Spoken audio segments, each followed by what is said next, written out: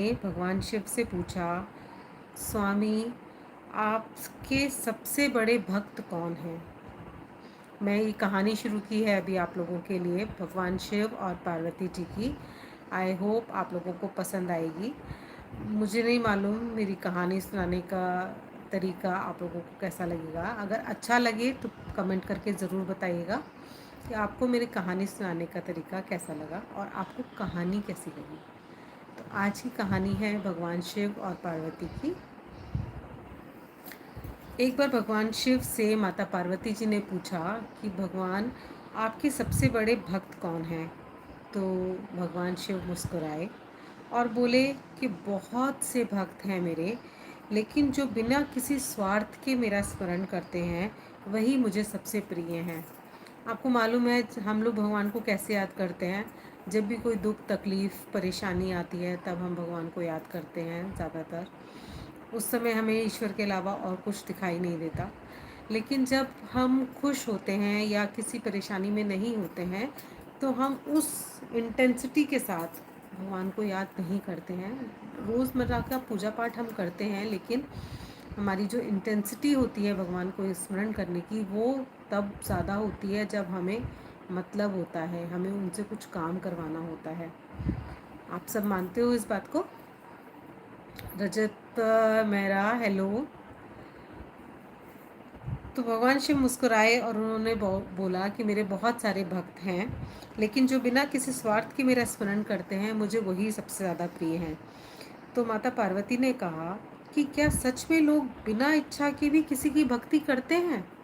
क्या ऐसा होता है कि बिना इच्छा के भगवान की भक्ति करते हैं क्या लोग? लोग तो ज़्यादातर भगवान के सामने जब भी खड़े होते हैं कुछ ना कुछ मांगते हैं।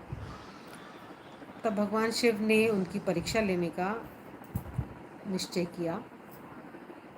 वे दोनों एक साधारण दंपति का वेश धारण करके एक जंगल में रास्ते पर बैठ गए। कुछ समय बाद वहाँ से बहुत सारे लोग गुजरे। किसी ने उन्हें अनदेखा कर दिया, किसी ने उपहास किया, लेकिन किसी ने उनकी सहायता नहीं की।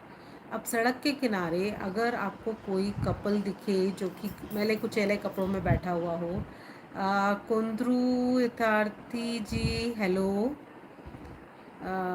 आप सभी का स्वागत है मेरे लाइव में। आज मैं ये कहानी सुना रही हूँ। आई होप आप लोगों को पसंद आएगी।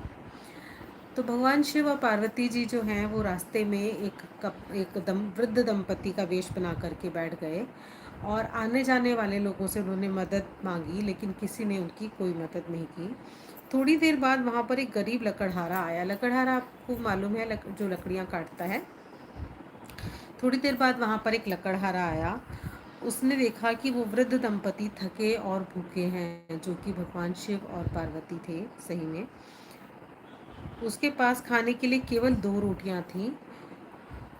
उसने बिना सोचे अपनी दोनों रोटियां उनको दे दी और स्वयं भूखा रहने के लिए तैयार हो गया। आप लोग मेरी कहानी सुन रहे हैं तो प्लीज़ कमेंट्स करते रहिए ताकि मुझे पता चले कि कौन कौन लोग मेरे साथ अभी लाइव में जुड़े हुए हैं। और लाइव को लाइक भी करते जाइए। काफ़ी लोग ऐड हुए थे बट इतने अभी नहीं दिख रहे हैं मुझे।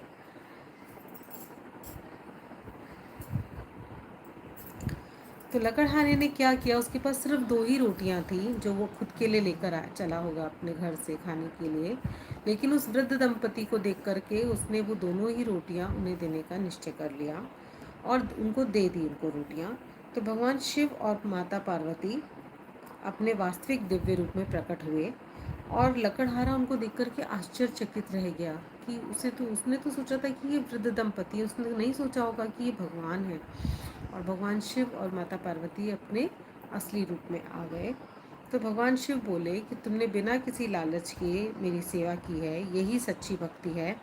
और उन्होंने उसे आशीर्वाद दिया कि उसके जीवन में कभी अन्न और सम्मान की कमी नहीं होगी। तो इस कहानी से हमें क्या शिक्षा मिलती है? इस कहानी से हमें ये शिक्षा मिलती है कि भगवान भाव देखते हैं, धन और दिखावा नहीं। जिस इंसान के पास सिर्फ खुद के खाने के लिए रोटी थी, अगर वो रोटी दूसरे को दे देता तो वो भूखा रह जाता, लेकिन उसने वो बिना सोचे उसने वो रोटियां उस वृद्ध दंपति को दी।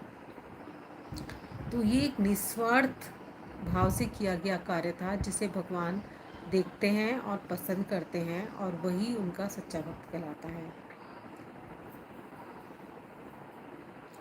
तो ये थी एक छोटी सी कहानी शिव जी और पार्वती जी की।